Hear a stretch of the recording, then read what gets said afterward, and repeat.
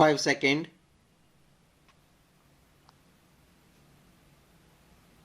Start. Honorable Mr. Chairman, sir, I stand here today to express my gratitude for the President's address. Honorable Mr. Chairman, sir, it is my privilege to place my sentiments before this House in support of the motion of thanks. Honorable Mr. Chairman, sir, in the journey towards a developed India, the past year has been one of rapid progress and growth. Honorable Mr. Chairman, sir, the President spoke in detail about the middle class, the lower middle class, the poor, the villages, the farmers, women, science, technology, and agriculture. Her words echoed the progress of India throughout Parliament. She elaborated on how the youth are advancing India's strength. She highlighted the capabilities of every section of society, and above all, he expressed confidence in India's bright future.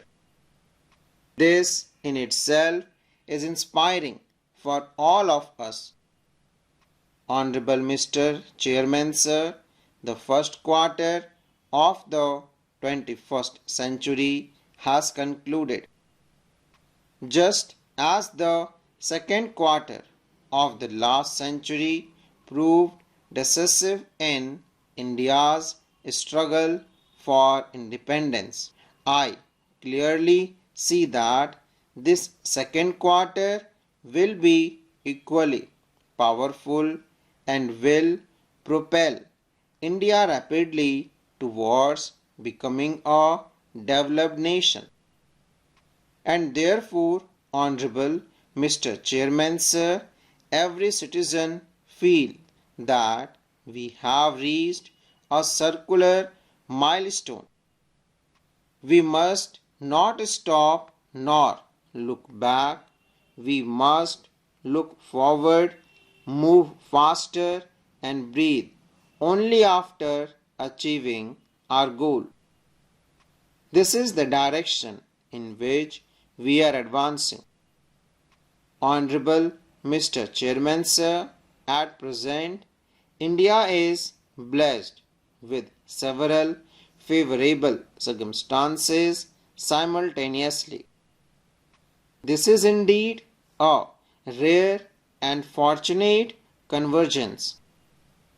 The most important aspect is that while the richest nation of the world are aging with their populations reaching senior stages, our country is scaling new heights of development while simultaneously becoming younger.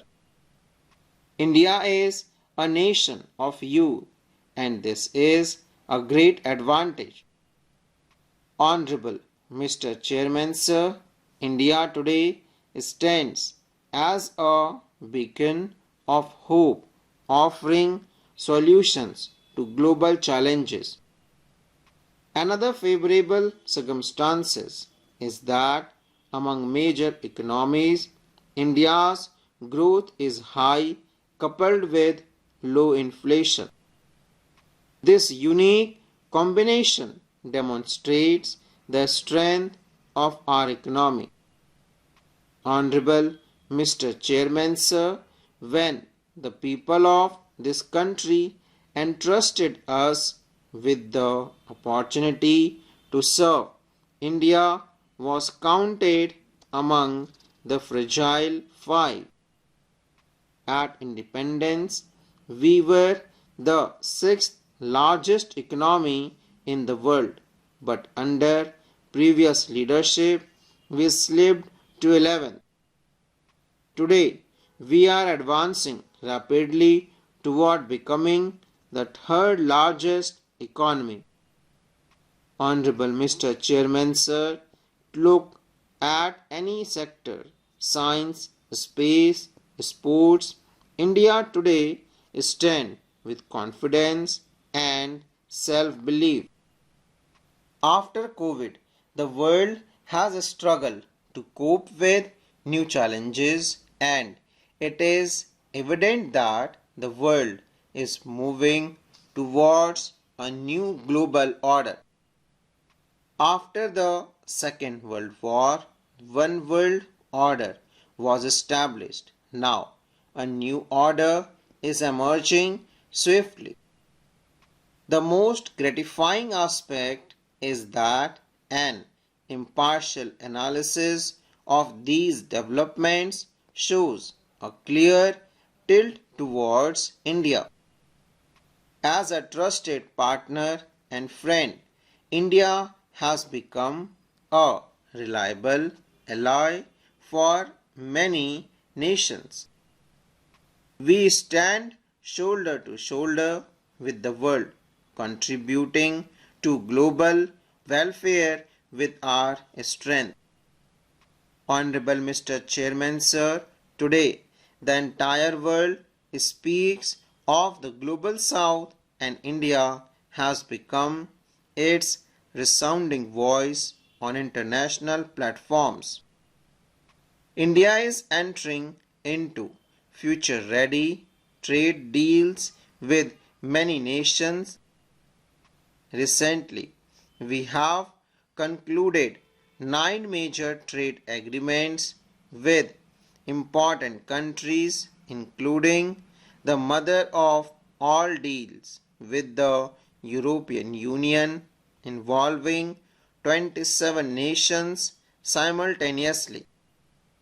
Those who grew weary and left the stage will one day have to answer why they left the nation in such a state that no country was willing to deal with us. Perhaps they tried, made endless rounds, but no one even looked their way. How did such a situation arise? Today, countries are not entering into deals with India by chance. They are doing so because of India's strength and standing.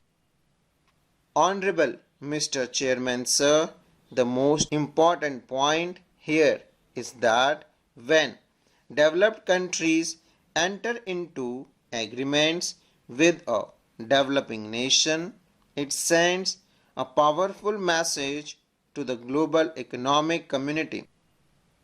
This is not new to me.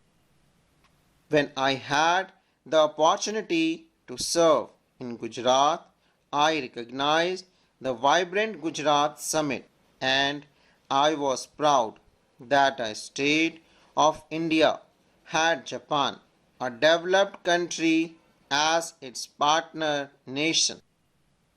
A state demonstrated this capability then, the and today my country is demonstrating it at the national level.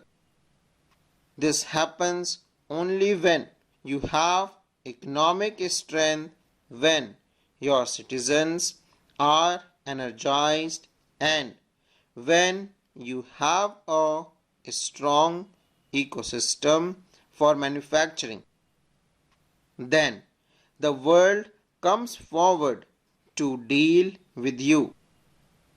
Those immersed in vote bank politics never prioritized strengthening such aspects of the nation, and the result is evident.